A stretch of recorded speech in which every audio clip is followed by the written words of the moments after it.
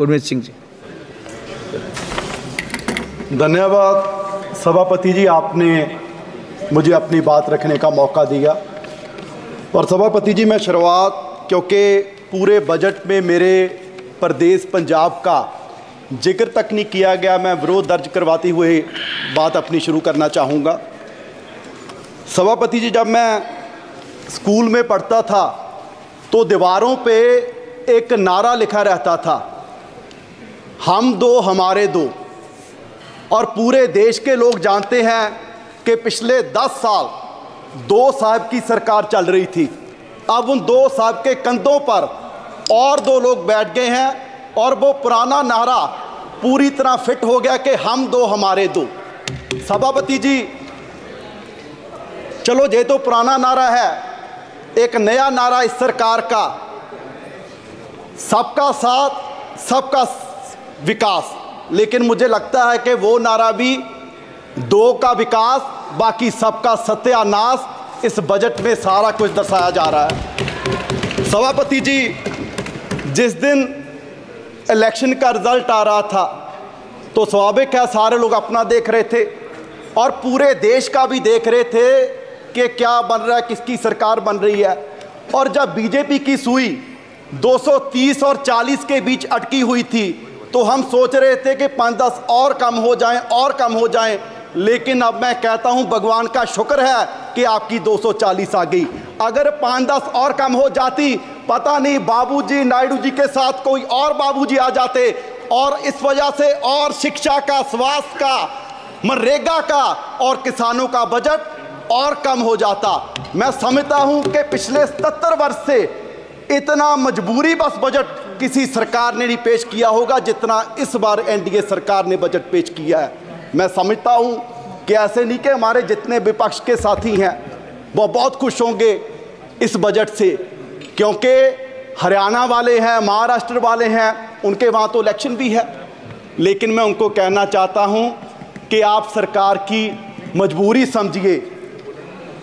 यूं ही कोई इतना बेवफा नहीं होता, कुछ तो मजबूरियां रही होंगी और मजबूरी सिर्फ यही है कि वो सत्ता वाली कुर्सी बचानी है और उसके लिए कुछ भी करना पड़ जाए। और उसके लिए आपने अपने बजट में जो 4 बातों का जिक्र किया है कि युवा का, किसान का, महिलाओं का, गरीबों का ख्याल इस बजट में रखा गया है। क्या हुआ? तो सभापति जी, किसानों से वादा किया गया था कि 2 गुना उनकी आमदनी करेंगे, एमएसपी का वादा किया गया।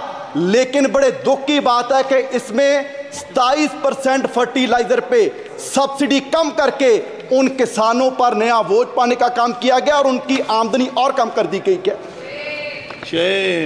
आपने कहा कि गरीबों की सरकार है और गरीबों को सबसे बड़ा बेनिफिट पूरे देश भर में अगर मिल रहा था तो मनरेगा से मिल रहा था और उसका भी बजट कम कर दिया। और उसमें जो महिलाओं की बात इसमें की गई है, सबसे ज़्यादा महिलाएं ग्रामीण क्षेत्र से, अगर कहीं से उनको इनकम है तो मनरेगा से है। सो बड़ी शर्म की बात है, आपने ना गरीबों को छोड़ा ना महिलाओं को छोड़ा।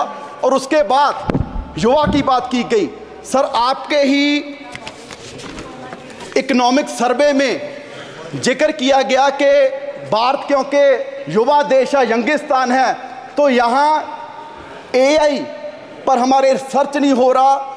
जितने रिसर्च पेपर्स हैं, अगर हम अमेरिका से कंपैरिजन करें, चाइना से कंपैरिजन करें तो हम बहुत पीछे हैं। तो उस पर फंड देने की जरूरत थी। पर सर, बड़े दुख की बात है कि आपने आईआईटीज़ का बजट कम कर दिया, आईएमएम्स का बजट कम कर दिया। क्या इस तरीके से हम देश को आगे लेके जाएंगे? हम बात कर रहे हैं, मैडम भी बोल रही थे कि जी 10 साल पहले ऐसे थे, 10 साल पहले ऐसा था। सर, सिर्फ आंकड़ों से भारत आगे नहीं जाएगा। अगर पूरी दुनिया में भारत की पोजीशन देखनी है तो हैप्पीनेस इंडेक्स में हम 2016 में 118वें नंबर पर थे और अब 126वें नंबर पर चले गए। ग्लोबल हंगर में हम 111वें नंबर पर हैं 125 देशों में। और जिन हमारे जो पड़ोसी देश हैं, जिनको हम मुल्क भी नहीं समझते हो, वो भी हमारे देश से आगे निकल रहे हैं। और सबसे हैरानी की बात सभापति जी आपको होगी, एक रिपोर्ट के एनवायरमेंटल परफॉर्मेंस इंडेक्स 180 देशों का सर्वे किया गया। और बड़े दुख की बात है कि हम 180 में नंबर पर हैं, एक देश भी हमसे पीछे नहीं। और हम कह रहे हैं कि जी हम विश्व गुरु बनेंगे। सर सिर्फ बातों से विश्व गुरु नहीं बनेंगे। पूरे देश के हालात ये हैं कि 140 करोड़ की पॉपुलेशन में सिर्फ 4.25 करोड़ लोग हैं जिनकी सैलरी, जिनकी कमाई महीने की 25,000 से ज़्यादा है। आप सोचिए, जिनकी 25,000 से महीने की सैलरी कम है, क्या वो किस तरह का कोई सम्मानजनक जीवन को व्यतीत कर रहे होंगे।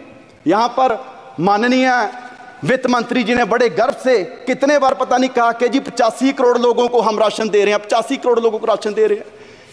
ये कोई गर्व की बात नहीं, मुझे लगता है कि सरकार के लिए शर्म की बात है कि पिछले 10 साल में आप 85 करोड़ लोगों को गरीबी से बाहर निकाल पाए और आप इसकी चीज को बड़े गर्व से बता रहे हैं।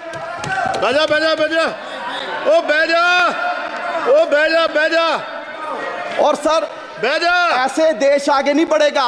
और सर अगर मैं लास्ट में अपने क्षेत्र पंजाब की बात करूं, क्योंकि सर वैसे तो किसी प्रदेश का ध्यान नहीं रखा गया, अगर मैं पंजाब की बात करूं, सर फ्लड्स के लिए बजट आपने लॉट किया। आपने कहा जी साम में फ्लड्स आए, बिहार में फ्लड्स आए, उत्तराखंड में फ्लड्स आए, हिमाचल में फ्लड्स आए। क्या सर पंजाब देश का हिस्सा नहीं है? जो बारिश उत्तराखंड में हुई, हिमाचल में हुई, क्या वो पहाड़ों में रुक जाएगी? वो सारी बारिश का पानी पंजाब में आया और 1680 करोड़ का नुकसान पंजाब का हुआ।